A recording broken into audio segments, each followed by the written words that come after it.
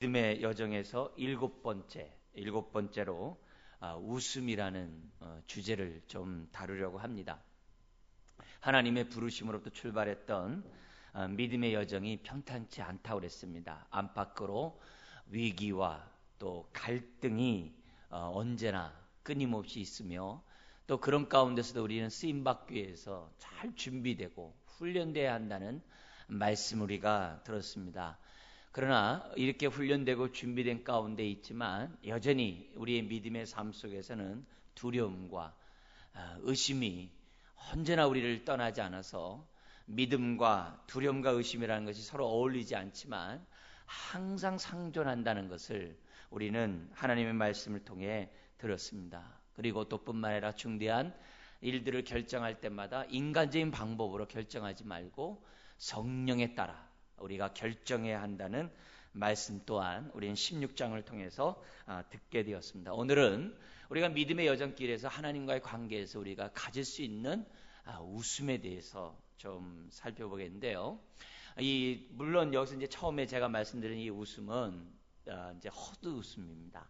어이없는 웃음, 좀 뭐 세게 얘기하면 하나님에 대해서 비웃는 웃음. 이게 말이 돼? 이게 정말 사실일까?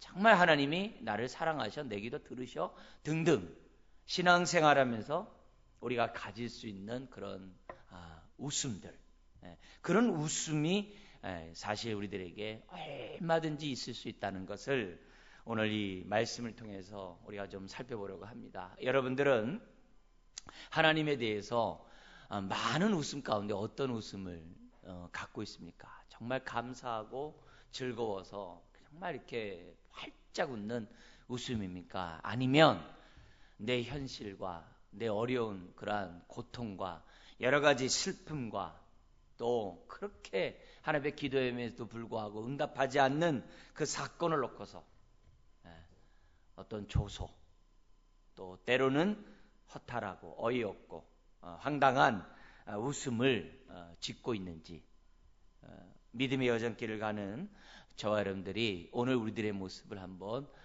살펴보는 이 시간이 되었으면 좋겠습니다. 오늘 이 17장에 보면 크게 세 부분으로 나눠지는데요. 1절에서부터 3절 상반절까지 첫 번째 하나님의 말씀이 있고 거기에 따른 아브라함의 반응이 나옵니다. 그리고 두 번째는 3절 하반절부터 시작해서 18절까지 하나님의 말씀과 거기에 따른 아브라함의 두 번째 반응이 나옵니다.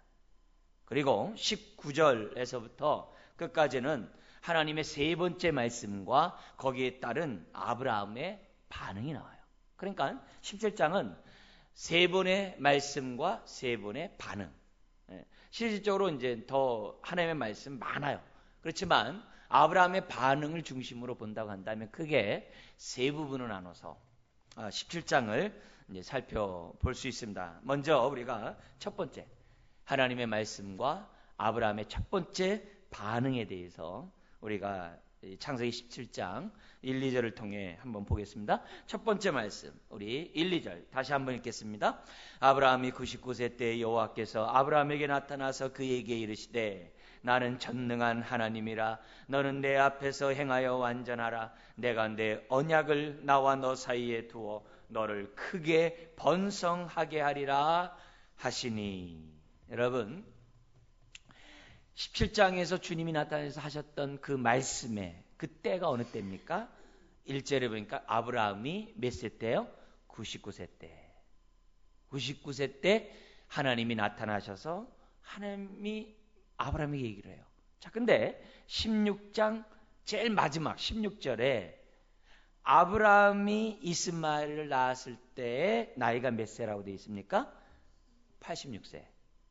자, 근데 16장 16절과 17장을 시작하는 17장 1절의 사이에 세월이 얼마나 지나간 거죠? 13년. 여러분, 13년 동안 하나님이 아무 말씀도 안 하셨어요. 근데 13년이 지났을 때 하나님이 나타나셔가지고 다시금 또 뭐냐면 약속을 해요. 어떤 약속을 해요? 내가 너를 크게 번성하여라. 이미 이 얘기는 아브라함을 처음 불렀을 때 12장. 그때 얘기를 이미 했어요.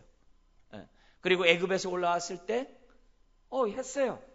자기 조카 롯이 자기를 떠났을 때 하나님이 했어요. 이미 했던 얘기를 25년 전에 했던 그 얘기를 지금 하나님이 어떻게 돼요? 똑같이 반복하고 있어요. 자식을 주겠다는 거예요. 하늘의 별과 같이 바다의 모래 같이 많은 자식을 주겠다는 거예요. 주겠다는 거예요. 그렇지만 이미 아브라함은 하나님이 주신다는 그 약속의 말씀을 이미 오래전부터 몇 번에 들었어요.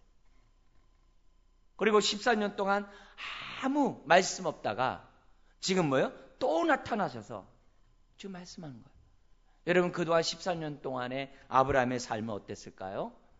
아브라함은 하나님에 대한 약속을 기대했겠죠. 기대했겠죠. 그리고 뭐예요? 아브라함이 예배를 했겠죠. 그렇지만 13년이 지난 99세 때 아브라함의 마음은 하나님에 대한 그 약속의 말씀에 대한 그 믿음이 사라져가고 있었어요.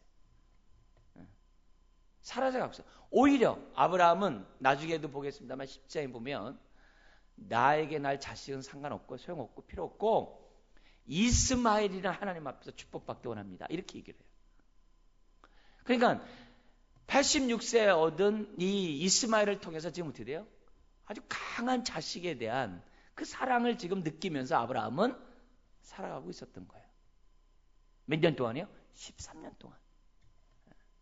나름대로 어떻게 돼요? 이스마엘 통해 기쁨을 얻고 있었어요. 그러나 하나님에 대한 약속의 말씀에 대한 아브라함의 믿음은 점점 식어지고 사라져가고 있는 그때 하나님이 딱 나타나서 말씀합니다. 과거에 했었던 그 약속을 말씀하는데 어떤 말씀을 하냐면 하나님의 성품에 대해서 얘기를 해요. 뭐라고 얘기합니까? 나는 어떠한 하나님이요? 전능한 하나님이라. 이거는 앞에서 하나님이 아브라함에게 하신 적이 없는 말씀이에요. 근데 하나님이 나는 전능하다라는 말 속에서 우리가 느낄 수 있는 게 뭐예요? 아브라함이 하나님의 약속의 말씀을 믿지 않는다는 거예요. 믿지 않으니까 하나님이 어떻게 돼요? 아브라함이 나타나서 나는 전능한 하나님이라. 그래서 뭐냐면 너는 내 앞에서 행하여 완전하라. 내 앞에서 행하여 완전하라는 그 말은 무슨 말이겠어요? 내가 너에게 한 약속의 말씀을 끝까지 믿으라. 그렇게 해석할 수 있는 그런 내용이죠. 여기서 우리들이 기본적으로 우리가 알아야 될 것이 뭐냐면 하나님은 자신을 드러내기를, 다른 말로 하면 계시라고 그래요. 하나님은 계시하기를 즐겨하세요. 자신을 드러내기를 기뻐하세요. 그래서 우리가 정말 믿음으로 하나님의 말씀을 펴면 성령님이 우리의 눈을 열어서 하나님의 음성을 들을 수 있도록 우리를 축복하세요. 하나님은 나타내기를 즐거워하세요. 예수님도 그랬어요. 나는 길이요 진리요 생명이요. 그때 그 진리가 뭐냐면 감추인 것이 없이 다 드러남, 이런 뜻이에요. 구약에서부터 예언되었고 감추었던 그 메시아가 바로 나다. 이게 나는 진리요, 이런 표현이에요. 하나님은 자신을 드러내기를 너무 기뻐하시는 분이에요. 그런 가운데 믿음의 여정 가운데 있는 아브라함에게 정말 이 시간에 필요했던 하나님이 어떤 분이었냐면 전능한 하나님이라는 사실을 아브라함은 배워야만 했다는 거예요. 여러분, 이건 굉장히 중요해요. 왜요? 그동안에 하나님의 약속은 뭐예요? 4번씩이나 계속 반복하면서 하는 말씀이 뭐예요? 하나님은 언약에 신실하신 하나님이라는 얘기를 계속 한 거예요. 4번씩이나 계속 했어요. 근데 신실하실 뿐만 아니라 어떤 분이라는 거예요? 전능하신 하나님이라는 거예요. 여러분, 우리가 정말 약속을 철저히 지키려고 하더라도 때로는 내가 능력이 없어 약속 못 지킬 때가 있어요. 그죠?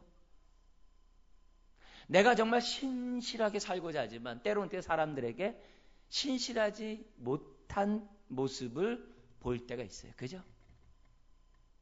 원치 않게 그럴 때가 있어요. 왜요? 전능하지 않기 때문에. 근데 우리가 믿는 하나님은 신실하신 하나님이실 뿐만 아니라 어떤 분이라는 거예요? 전능하신 하나님이라는 거예요. 그 얘기를 지금 99세의 아브라함은 들어야만 했어요. 무슨 말이라고요?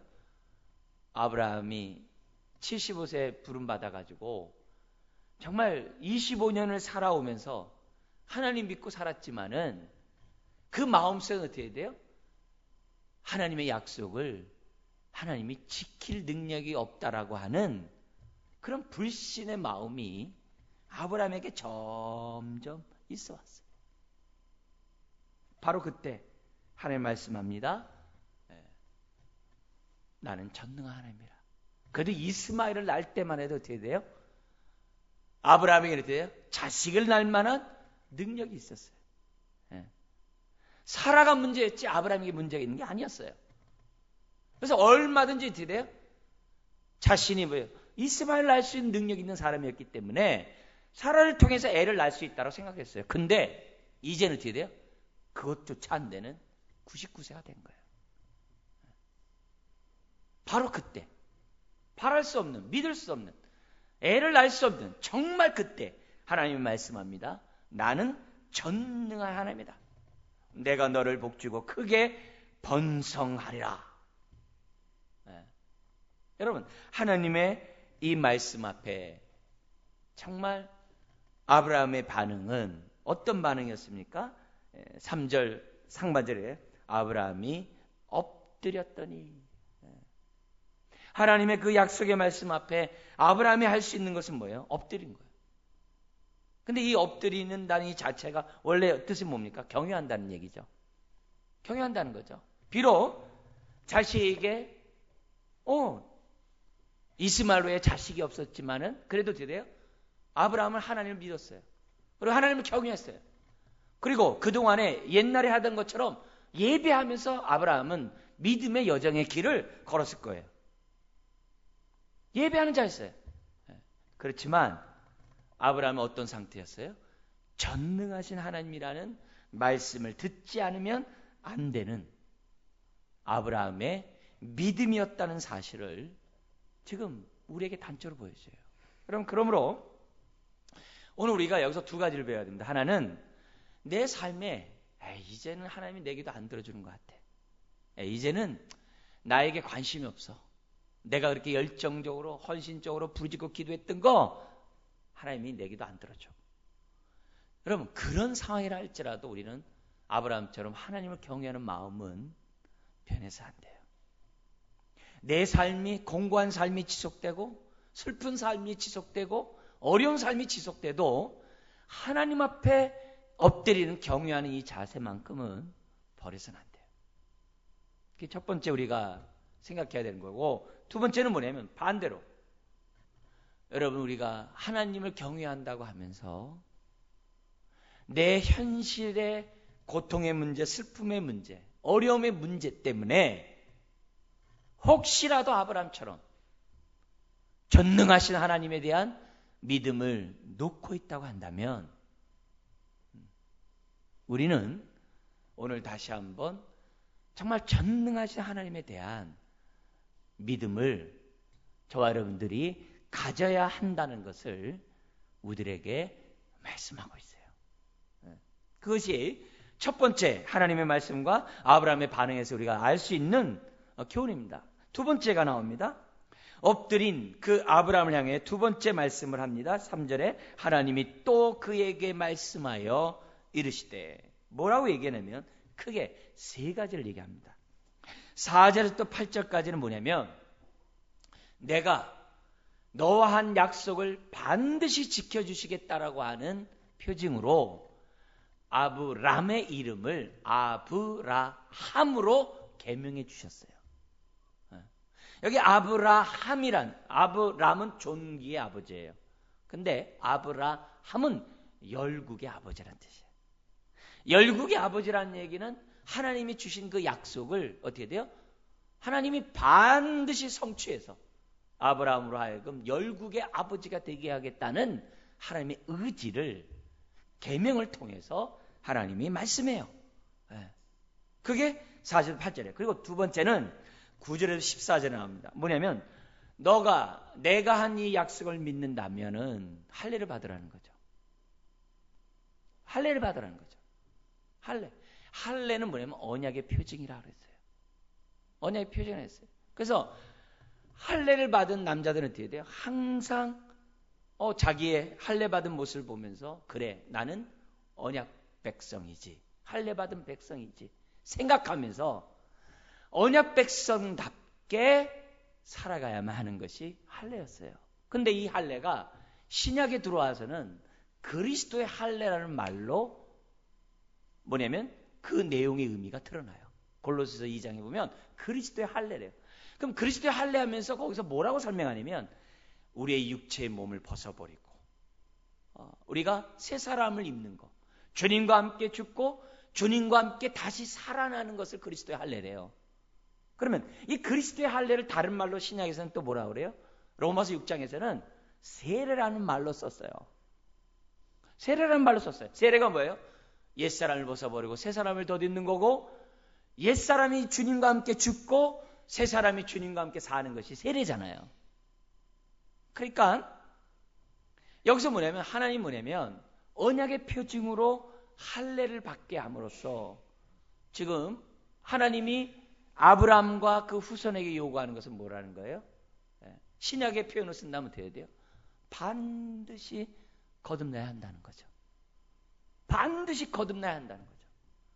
거듭나야 한다는 사실을, 그리고 거듭날 뿐만 아니라 너는 내 앞에서 행하여 완전하는 말씀처럼 언약 백성답게 살아야 한다는 것을 지금 하나님이 뭐예요? 말씀해 줘요. 이 얘기가 에레미야 4장 4절에 보면 뭐라고 되어 있냐면은 이 말을 이렇게 해서 그랬어요. 너는 육체에 할례를 하지 말고 마음의 가죽을 베라, 이렇게 돼 있어요. 마음에 무슨 가죽이 있습니까? 마음에 무슨 가죽이 있겠어요? 육체나 있지. 근데 마음의 가죽을 베라라고 하면서 뭐냐면 너는 하나님께 속하라. 그러니까 진정한 뭐예요? 회개죠. 진정으로 하나님 믿는 그 믿음을 에레미야 선지자가 얘기를 해요. 너희들이 형식적이고 외형적인 신앙을 가졌기 때문에 그렇게 하나님 앞에 하나님의 이름을 부르면서 네 정욕과 욕심대로 사는 거야. 이거는 마음의 할례를 받지 못했기 때문이야. 이렇게 하면서 에레미야 선지자가 아주 눈물의 통곡을 하면서 설교를 해요. 그러니까 결국 하나님이 우리에게 이 아브라함에 주었던 이 할례의 그 모습의 참된 모습은 언약의 표징으로 할례를 받지만 중심 뭐예요? 마음의 할례죠. 신약의 입장에서 할례를 받으면 어떻게 돼요? 세례죠. 세례죠. 그 얘기를 해요. 그리고 또 뭐냐면 15절 16절에 아브라함의 이름만 바뀌는 것이 아니라 사례가 사라가 되게 해주겠다라고. 이 말은 무슨 말이냐면 반드시 사라를 통해 아브라함의 자식을 낳게 주시겠다라고 하는 그 의지를 그의 부인 사례의 이름을 계명시킴으로써 다시 한번 확인시켜 주시는 그런 얘기가 16절까지 나오고 있어요. 자, 그러면 이 두 번째 크게 3절에서 또 16절까지 하셨던 우리 하나님의 이 말씀은 크게 두 가지죠. 이름이 계명된 것과 할례. 이 두 가지죠.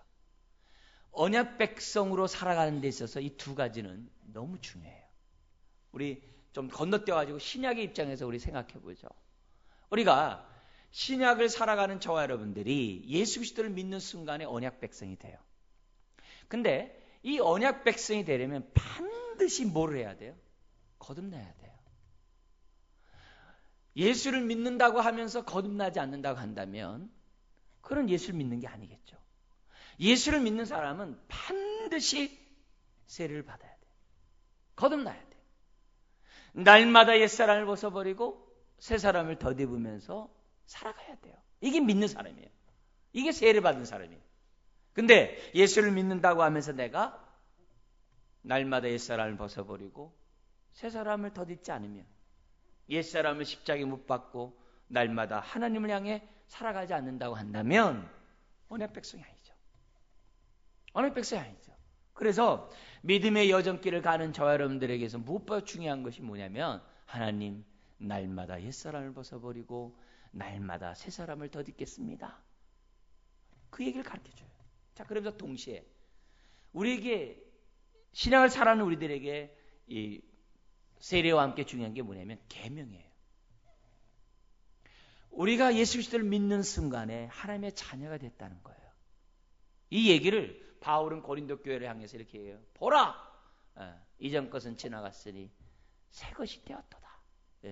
나는 그리스도 안에 있는 자는 새로운 피조물이라. 이런 말씀이 있어요. 그래서 우리가 믿음의 여정길을 가면서 우리들이 정말 좌우로 흔들리지 아니하고 정말 주님이 원하는 그 길을 가려면 어떻게 되냐? 내가 누군지를 아는 게 굉장히 중요해요.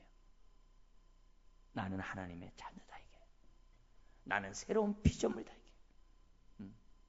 그러니까 거듭남과 함께 새로운 피조물, 새로운 자녀라는 이 의식을 가지고 저 여러분들이 믿음의 여정길을 가야 한다는 것을 주님이 가르쳐 주는 거예요. 여러분, 하나님이 왜 우리를 구원했어요? 왜 자녀를 삼으셨어요? 저와 여러분들을 열방을 구원하는 축복의 통로로 삼고자 우리를 구원하셨죠. 그렇다면 이 열방을 우리를 통해 정말 구원하고자 하나님이 우리를 부르셨다면 우리가 어떻게 해야 돼요? 거듭나야죠. 거듭나야죠. 우리가 거듭나야 또 우리들의 삶이 날마다 새 사람을 덧입는 삶을 살아야 나를 통해서 내 이웃이 주님을 만나죠. 주님을 만나죠. 그렇기 때문에 우리가 믿음의 여정길을 가는 저와 여러분들에게 있어서 이 할례와 함께 이 계명, 그래 나는 이것을 위해 부름받았어, 이 확신, 이런 것들이 저와 여러분들에게 있어야 한다는 것을 주님은 계속 계시를 발전시켜가면서 우리들에게 말씀하고 있는 것을 봐요. 자, 그러자 이렇게 위대한 이 엄청난 이 말씀 앞에 우리 아브라함의 두 번째 반응을 한번 보겠습니다. 17절 18절인데요. 같이 한번 읽어볼까요? 아브라함이 엎드려 웃으며 마음속으로 이르되 100세 된 사람이 어찌 자식을 낳을까? 사라는 90세니 어찌 출산하리요? 하고 아브라함이 이에 하나님께 아뢰되 이스마엘이나 하나님 앞에 살기를 원하나이다. 이게 얼마나 참 이 상황을 여러분 잘 이해를 해야 돼요. 지금 하나님이 3절에서부터 그러니까 1절부터 16절까지죠. 얼마나 많은 말씀에 약속의 말씀, 축복의 말씀, 은혜의 말씀을 확 쏟아냈습니까? 심지어 나는 전능한 하나님이다라고 얘기하면서까지 얼마나 하나님이 말씀하셨습니까? 근데 기껏 아브라함의 반응이 뭐냐? 비웃는 거예요. 어이가 없다는 거예요. 헛웃음을 짓는 거예요. 말도 안 된다는 거예요. 아브라함이 엎드려 웃으며 마음속으로 이렇게 있어요. 이 웃음이 기뻐서 웃는 웃음이에요? 아니죠. 말도 안 되는 소리 하지 말라는 거죠, 하나님한테. 말도 안 되는 소리. 지금 25년, 24년이지만 25년 동안 아브라함이 얼마나 기도하고 얼마나 애쓰고 노력했는데 여태까지 응답도 안 해주면서 또 나타나셔서 내가 너를 열방에 아비가 되게 하리라. 네 사례 역시 열국의 어미가 되리라. 이렇게 말씀하니 또 전능하신 하나님이라. 아브라함이 어떻게 돼요? 핏쭉 웃는 거죠. 말도 안 된다. 우선 우리가 믿음의 조상인 아브라함이 웃었다는 자체가 참 우리는 의아해요. 아브라함 그러면 무조건 아멘 아멘 아멘 아멘 이렇게 가는 것으로 우리는 인식될 수 있는데 아브라함은 어떻다는 거예요? 지금 25년이 될 때까지 그도 어떻게 돼요? 자라가야 됐고 그도 어떻게 돼요? 정말 저와 여러분들과 다를 바 없이 많은 위기와 갈등과 두려움과 의심과 지금 이건 뭐예요? 어떻게 보면 비웃는 거죠. 비웃음이 아브라함에게도 있었다는 거예요. 중요한 건 뭐냐면 왜 그랬냐 이게. 왜 아브라함이 이렇게 반응하냐 이게. 그는 이제는 이스마엘과 같이 이스마엘을 낳을 수 있는 능력이 자기에게 없기 때문에 그래요.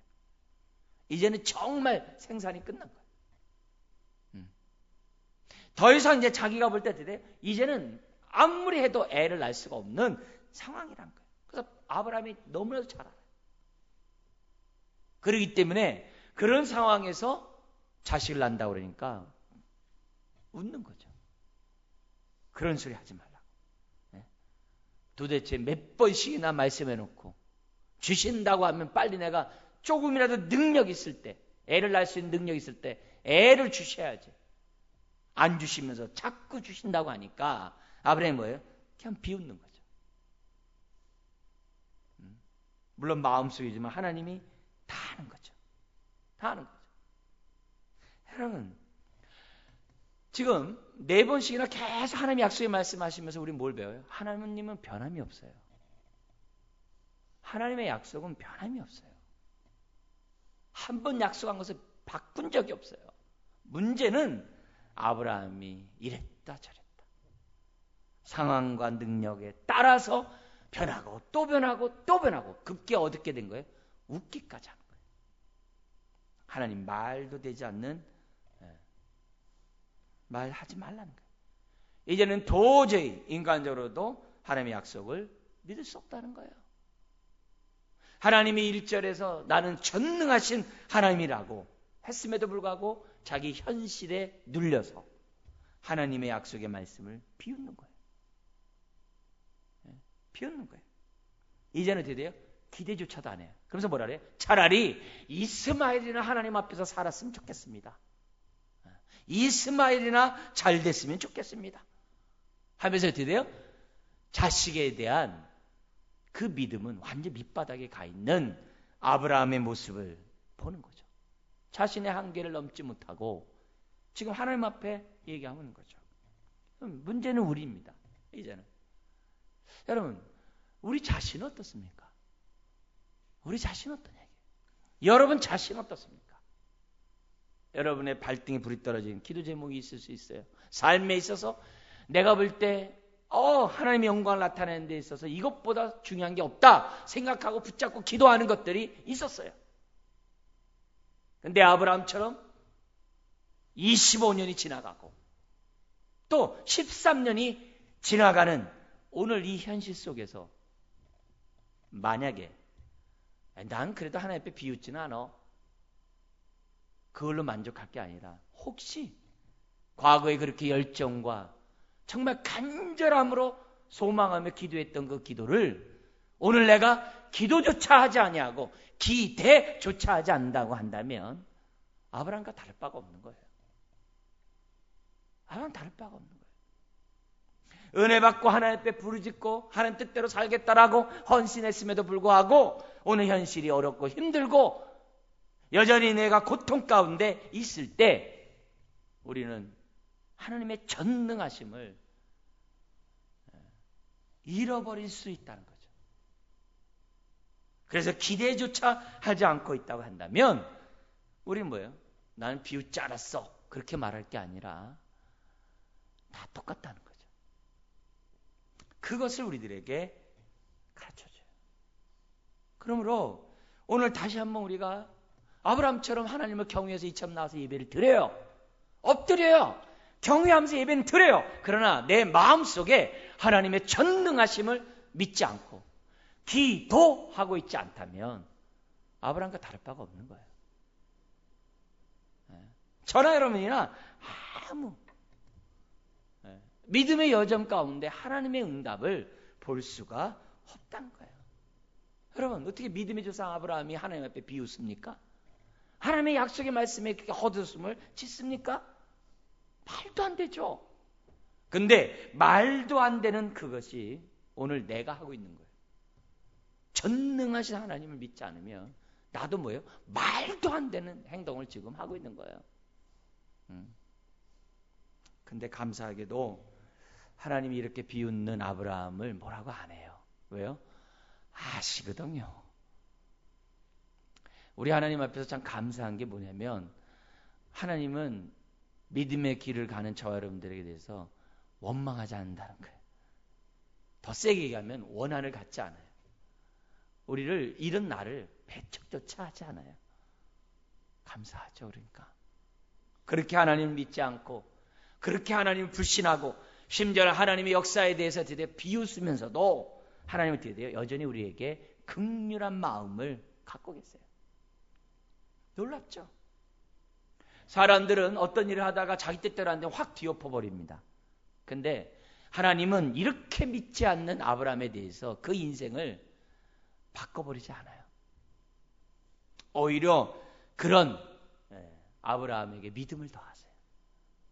심지어 이스마엘이나 잘되기 원합니다. 이게 반항이죠, 뭐예요? 그런 아브라함에게도 하나님은 설득을 해요. 설득을 해요. 그래서 세 번째 말씀이 시작이 됩니다. 19절에서부터 하나님의 세 번째 말씀이 시작하는데 뭐라고 얘기하냐면 19절에 다시 한번 확실하게 말합니다. 읽어볼까요? 하나님이 이르시되 아니라 내 아내 사라가 내게 아들을 낳으리니 너는 그 이름을 이삭이라 하라. 내가 그와 내 언약을 세우리니 그의 후손에게 영원한 언약이 되리라. 참 여기 보면 또 우리 하나님은 아주 유머러스한 하나님이세요. 굉장히 유머의 하나님인데 지금 비웃고 있는 아브라함에게 뭐라 그러냐면은 내가 아들을 낳을 것인데 그 이름을 이삭이라 하라. 근데 이삭이라는 이름이 뭐냐면 웃음이라는 이름이에요. 근데 이 웃음은 비웃는 웃음이 아니에요. 기쁨의 웃음이라는 뜻이에요. 그러니까 비웃고 있는 아브라함에게 뭐냐면 내가 진짜 웃게 해줄게. 하나님이 그렇게 해요. 막 비웃고 있는 아브라함에게 내가 진짜 웃음을 줄게. 그래서 네 아들을 이삭이라 하라. 그래. 지금은 못 믿고 어처구니 없다는 식으로 네가 웃고 있지만 진짜 기뻐서 웃을 수 있도록 내가 해줄게. 이렇게 얘기하고. 비웃으면 그냥 꼴밤을 팍 때리고 저리 가. 이렇게 하는 게 맞는데 비웃고 있는 아브라함에게 조차 하나님 어떻게 돼요? 오래 참으시고 긍휼히 여기시고 전능하심을 어떻게 돼요? 유머를 통해서 우리들에게 말씀해요. 참 정말 우리에게도 이런 유머가 있다고 한다면 우리의 삶이 참 지금보다 훨씬 행복할 텐데 기쁠 텐데 이런 생각을 갖게 됩니다. 그러면서 하나님은 아브라함과 맺은 언약을 너와 내 자손에게 맺겠다고 하는 그 약속을 다시 해요. 그러면서 20절에 이스마엘이나 살게 해달라고 했던 그 아브라함을 향해 20절에 이런 배려를 아끼지 않습니다. 같이 읽어볼까요? 이스마엘에 대하여는 내가 내 말을 들었나니 내가 그에게 복을 주어 그를 매우 크게 생육하고 번성하게 할지라 그가 12두령을 낳으리니 내가 그를 큰 나라가 되게 하려니와. 이렇게 됐어요. 여러분 지금 이제는 아라비아의 조상이죠. 해주겠다 이게. 축복하겠다. 나중에 이사야 선지자를 보면은 예수 그리스도 안에서 유대인과 저 아랍과 애굽이 하나가 된다라고 하는 그 예언이 나와요. 나중에는 영적으로 이 모두가 하나님의 백성이 된다고 하는 그 예언이 나옵니다만 어쨌든 네가 이스마엘에 대해서 관심이 있다라고 얘기하지만 내가 얘기하겠다. 내가 그를 축복할 거다. 그리고 내가 이미 앞에서도 얘기했잖아요. 그의 하갈에게 얘기했잖아요. 그 이스마엘 엄마에게 얘기했잖아요. 내가 아브라함에게 줬던 축복을 내가 주겠다.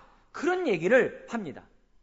그러나 이렇게 얘기해요. 21절에 내 언약은 내가 내년 이 시기에 사라가 내게 낳을 누구와 세운다고요? 이삭과 세우리라. 이렇게 얘기해요. 그러니까 하나님의 뜻은 변함이 없는 거죠. 하나님의 의지는 변함이 없는 거죠. 그러니까 더 이상 이스마엘이나 살기 원합니다 말하지 말라 이게. 나는 네 아내 사라를 통해 네 씨를, 네 자식을 낳을 것이라고 하나님은 아브라함에게 설득시키고 있어요. 여러분, 여기서 우리가 정말 이 하나님의 이런 말씀을 보면서 참 감사하죠. 왜요? 비웃는데 믿음을 더하셔서 웃음을 주시겠다고 하니 얼마나 감사해요. 그죠? 탕자같이 모든 걸 다 탕제하고 주님 앞에 왔는데 나는 아들이라 칭함받는 거는 고사하고 내 품꾼의 하나라도 되었으면 좋겠다 했는데 아들로 삼아줄 뿐만 아니라 송아지를 잡고 기쁨으로 맞이해 주시잖아요. 우리가 하나님 앞에서 가져야 될 하나님에 대한 이 바른 지식이 정말 우리는 올바로 가져야 한다는 것을 다시금 보여줘요. 여러분이 지금 하나님에게 대해서 전능하신 하나님께 기대도 안 하고 기도도 안 하고 그냥 현실에 쌓여가지고 그냥 하나님의 약속의 말씀에 대해서 무관심하고 비웃고 있다 할지라도 한번 예수 그리스도를 믿는 하나님의 자녀에 대한 하나님의 신실함은 변함이 없다는 것을 우리들에게 보여줍니다. 자, 그러면서 동시에 또 하나 우리가 깨달아야 되는 것은 뭐냐면 하나님께는 생육하고 번성하는 것보다 더 중요한 게 있다는 걸 보여줘요. 그게 뭐냐? 언약 백성이 되는 거예요. 하나님과 언약을 맺는, 언약 관계를 맺는 언약의 자손이 되는 것이 중요하다는 것을 우리들에게 가르쳐줘요. 예를 들면 이겁니다. 우리가 믿음의 여정을 길을 가면서 믿음 삶을 살면서 신앙생활하면서 우리가 육신의 축복만, 생육하고 번성하고 충만한 육신의 축복만 받으면 된다고 생각하면 안 된다는 거예요. 우리는 언약 백성이 되고 영혼을 주께로 인도하는 왕 같은 선지자의 제사장의 사명을 감당하는 하나님의 언약 백성이 되어야 한다는 것을 우리에게 보여줘요. 다른 말 이렇게 할 수 있죠. 세상에서 성공이나 하는 것을 하나님이 원하는 게 아니라 하나님 앞에 성공하는 인생이 되기를 하나님은 원하신다는 것을 우리에게 보여줘요. 이 땅에서만 잘 사는 자녀들이 아니라 하나님 앞에서 천국에서 하나님의 기쁨이 되는 그런 인생이 되기를 우리 하나님이 원하신다는 사실을 우리에게 가르쳐줘요. 그렇기 때문에 저와 여러분들은 하나님의 아브라함에게 하신 이 약속의 말씀에 귀담아 들어야 돼요. 귀담아 들어야 돼요. 그러면서 22절에 말씀을 다 하신 다음에 하나님 하늘나라로 다시 올라가셔요. 얼마나 감사합니까? 필요할 때마다 나타나셔서 말씀하시고 지금은 어떻게 돼요? 아예 상주하시잖아요. 그죠? 상주하실 뿐만 아니라 아예 뭐예요? 못 알아들으니까 어떻게 돼요? 성경을 주셔가지고 성경을 통해 우리에게 말씀하시잖아요. 깨닫게 하시잖아요. 자, 그러자 세 번째 아브라함의 반응이 23절 27절 나옵니다. 어떻게 반응했을까요? 회개했다는 말은 없어요. 그렇지만 아브라함은 하나님의 명령에 따라 자신을 비롯한 온 가족이 뭘 받아요? 할례를 받습니다. 심지어 자기가 품삯을 주고 산 모든 종들에게도 할례를 베풀어요. 여러분, 구약에서는 이방 민족이나 유대인이나 중요하지 않아요. 할례를 받으면 하나님의 백성이에요. 그죠? 그래서 갈렙같이 가나안 정복에 앞장섰던 여호수아 갈렙, 그 갈렙이 가나안 족속이에요. 그나스 족속이에요. 이스라엘 족속이 아닙니다. 그런 거 보면 할례를 받으면 다 하나님의 백성이에요. 아브라함의 가족에 있는 모든 종들이 할례를 받으면 그들은 다 하나님의 백성이에요. 신약은 뭐예요? 세례를 받으면 다 하나님의 백성이에요. 그걸 왜 보여줘요? 그러면서 할례를 받았다는 이 사실 자체는 뭘 보여줍니까? 아브라함이 하나님의 약속을 어떻게 돼요? 또다시 믿었다는 거죠. 또 뭐 또 믿었다는 거예요? 전능하신 하나님을 믿었다는 거죠. 다시금 믿었다는 거죠. 비록 처음에는 하나님의 말씀에 비웃음으로 대했지만 이제는 어떻게 돼요? 웃음으로 반응하는 자가 되었다는 것을 우리들에게 가르쳐줘요. 이걸 보면 다시 한번 하나님의 놀라운 은혜를 우리가 보게 됩니다. 우리도 얼마나 많이 하나님의 약속을 못 믿고 있는지 몰라요. 하나님이 나에게 은혜를 주셔서 그 은혜의 말씀을 놓고 하나님 앞에 그렇게 기도했는데 응답이 없었을 때 얼마나 포기한 인생인지 몰라요. 그래서 기도하더라도 드디어 내 능력 안에서, 내가 할 수 있는 능력 안에서만 기도하는 게 어쩌면 나의 모습인지도 몰라요. 전능하신 하나님에 대한 믿음 없이 그냥 내 능력 안에서 우리가 기도하고 있는지는 몰라요. 그렇지만 하나님의 이런 나에게 지금 어떻게 돼요? 웃음을 주시는 하나님이신 줄 믿습니다. 여러분, 우리 하나님은 비웃음조차도 웃음으로 바꾸시는 긍휼의 아버지세요. 그렇기 때문에 오늘 우리들이 다시 한번 이 시간에 믿음의 여정의 길을 자하는 저와 여러분들, 하나님의 약속의 말씀 앞에 기대하지 않고 그냥 혹시 말도 안 된다라고 말하지 말고, 하나님 그런 말씀이 있을 때마다 주님 믿을 수 있는 믿음을 주시옵소서. 바랄 수 없는 중에 바라게 해 주옵소서. 정말 믿지 못한 상황에서도 믿을 수 있도록 하나님 도와주십시오. 백부장은 뭐예요? 말씀만 하면 주님이 내 집에 오는 걸 감당치 못합니다. 말씀만 하면 내 종이 낫겠습니다. 정말 그 믿음을 하나님 저에게도 허락해 주옵소서.